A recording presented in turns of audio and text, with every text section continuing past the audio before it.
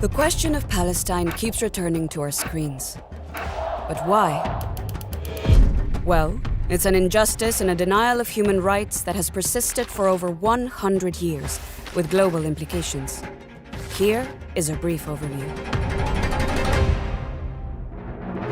After World War I, the League of Nations placed Palestine, formerly part of the Ottoman Empire, under a British administration that supported the creation of a Jewish national home there, a move that pleased Zionist leaders who considered it the ancient Jewish homeland.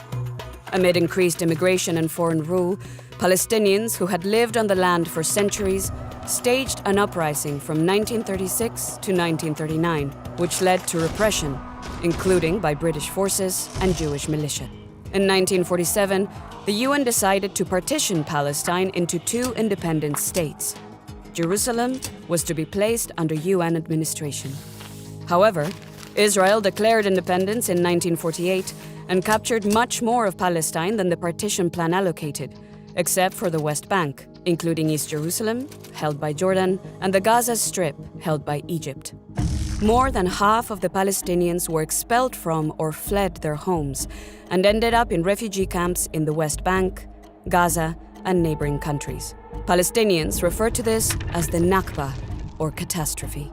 They remain refugees to this day, mostly relying on the UN Palestine Refugee Agency, which was created specifically for this case. In the 1967 Six-Day War, fought between Israel and neighboring Arab states, an additional 500,000 Palestinians were forced to flee. Israel occupied Gaza and the West Bank and annexed East Jerusalem, including the Old City. In the years following, the UN General Assembly affirmed the rights of Palestinians to self-determination, sovereignty, independence, and refugee return. In 1974, it recognized the Palestine Liberation Organization, PLO, as the sole legitimate representative of the Palestinian people. Palestinians revolted against the Israeli occupation in 1987, referred to as the First Intifada, or uprising. Intense diplomacy followed and led to the signing of the interim Oslo Accords between Israel and the PLO in the 1990s. Palestinians recognized Israel, and the Palestinian Authority was established to govern parts of the West Bank and the Gaza Strip. Further negotiations failed to resolve the remaining issues, as Israel expropriated Palestinian land and continued to transfer its population to illegal settlements in occupied Palestinian territory.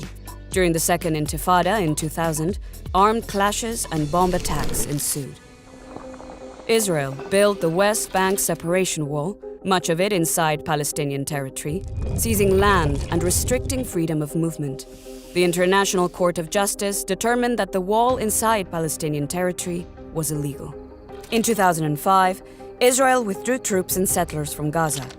After an armed takeover by Hamas, Palestine's Islamic resistance movement, in 2007, Israel imposed a blockade on Gaza, which has caused a deepening humanitarian crisis, along with Palestinian resistance. Palestine became a UN non-member observer state in 2012, and a few years later, the Security Council demanded that Israel cease illegal settlement activity. However, settlements continue to expand. Despite broad international support for a two-state solution, it has not been possible to justly resolve core final status issues in accordance with UN resolutions. And that is why, until justice and international law prevail and Israel ends its occupation, we will continue to see the Palestinians struggle for their rights on our screens.